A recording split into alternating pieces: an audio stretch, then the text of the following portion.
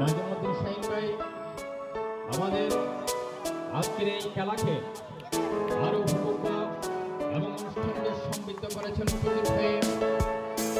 দাঁড়িয়াবান্ধা বাংলাদেশের গ্রামীণ খেলাধুলার মধ্যে একটি পরিচিত খেলা। এদেশের সর্বত্র স্থানীয় নিয়ম কানুন অনুযায়ী এ খেলা হয়ে থাকে।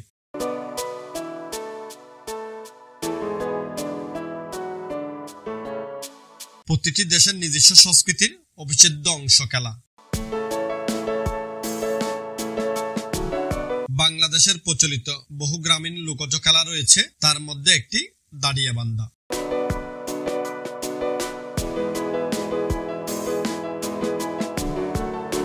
কিন্তু নগরায়ন প্রযুক্তি প্রসারের ফলে খেলাগুলো থেকে ক্রমে দূর সরে যাচ্ছে আমাদের পরবর্তী প্রজন্ম।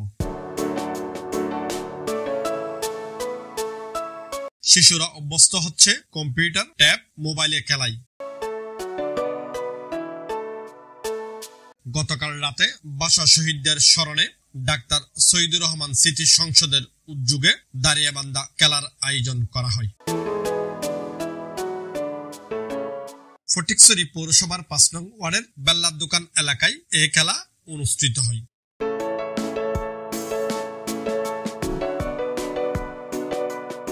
খেলার পুরস্কার বিতরণী অনুষ্ঠানে প্রধান অতিথি ছিলেন চট্টগ্রাম উত্তর জেলা বিএনপির যুগ্ম আহ্বায়ক সরওয়ার আলমগীর। খেলার উদ্বোধক ছিলেন ডাক্তার শহীদুর রহমান হক স্মৃতি সংসদের চেয়ারম্যান বিএনপি নেতা মোহাম্মদ এমরান।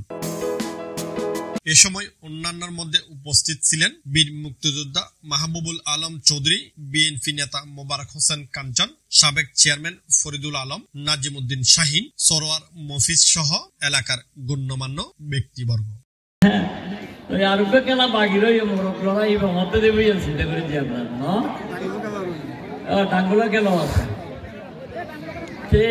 এই উৎসব, এই আনন্দ, এগুলো আমরা কিন্তু গত 17 বছর করতে পারিনি। গত 17 বছর আমরা যে কাজগুলো করতে পারিনি, যে আনন্দ উপভোগ করতে পারি নাই, শীতকাল আসলে পৌষ মাস, মাঘ মাসে আমাদের এলাকার ছোট ছোট ছেলেরা, যুবকরা, জওয়ানেরা বীরের মাঝে গিয়ে যে খেলাধুলো খেলত, এগুলো চলে গেলেই মানে এগুলো আমার মনে হয় না একটা কালের খেলা ছিল, এরকমই মনে হতো। 1.5 যুগ পর নতুন ভাবে আবার এই ফটিকছড়ি পৌরসভায় আমাদের এমরান ভাই চালু করেছেন। ইনশাল্লাহ এগুলো আগামীতেও চালু থাকবে।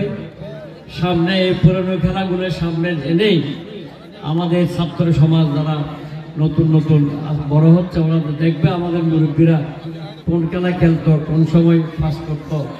এই মদ, গাঁজা, ইয়েবা, বাবা, এগুলোর বিরুদ্ধে আমাদের ছাত্র সমাজ, যুব সমাজ খেলাধুলায় যেভাবে মন দিয়েছে, আশা করি ফটিকছড়ি এলাকায় এগুলার আর তেমন অভয়ারণ্য আর হবে না।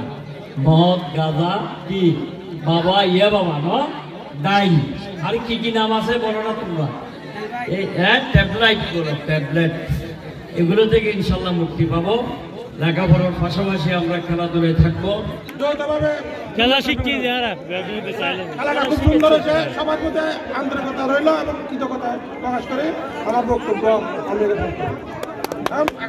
পৌরসভা শাখার আহ্বায়ক, সকলের প্রিয় ভাই আমাদের মাঝে উপস্থিত।